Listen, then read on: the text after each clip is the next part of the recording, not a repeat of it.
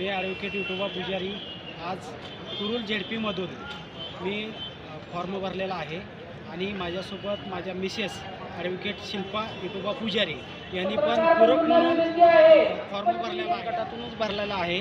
मी सुरुवातीला पंचायत समिती कुरुल येथे ओबीसी जागा असल्यामुळे त्या ठिकाणी मी ओबीसीच्या जागेवर मी माझी उमेदवारी सर्व पक्षाच्या पदाधिकाऱ्यांना मागितली होती, परंतु एक वकील असल्यामुळे किंवा एक सुशिक्षित असल्यामुळे या लोकांना आमची उमेदवारी चालत नव्हती।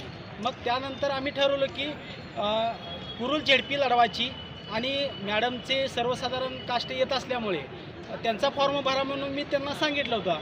त्यांचं म्हणणं असं आलं की वकील साहेब तुम्ही तयारी केली आहे आणि तुम्ही कुरुल झेडपी लढवावी।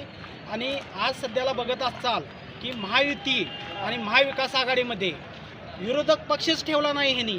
ह्या सर्व महायुतीच्या लोकांनी घड्याळ असेल कमळ असेल ह्या लोकांनी फक्त आपला स्वार्थ साधण्यासाठी आपले दुकान बंद होणे म्हणून त्यांना जनतेचं घेणं देणं नाही, यांनी फक्त आपल्या स्वार्थासाठी सर्वजण महायुतीमध्ये जात आहेत। शेतकऱ्याचं घेणं देणं नाही, शेतकरी उपाशी मरत आहेत, कुणाला रस्ता नाही पाणी नाही, फक्त यांच्या भूलथापा आणि आश्वासन आहेत।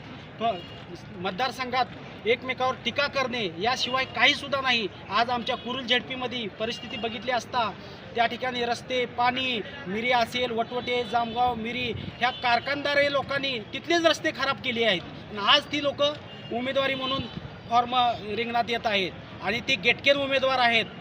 जसं इंग्रजांनी आपल्यावर बाहेरच्या देशातून येऊन आपल्यावर राज्य केलं तशी गेटकेन उमेदवार आमच्या कुरुल या पंचायत समितीमध्ये पूर्वी पण होते। निवडून आल्यानंतर शैला गोडचे या निवडून आल्या त्यानंतर आम्हाला तोंड पण दाखवलं नाही, यानंतर सुद्धा असेच गेटकेन उमेदवारी दिली। काय गेटकेन उमेदवारांना त्यांची जागा दाखवली पाहिजे, गेटकेन उमेदवाराला थारा देऊ नका।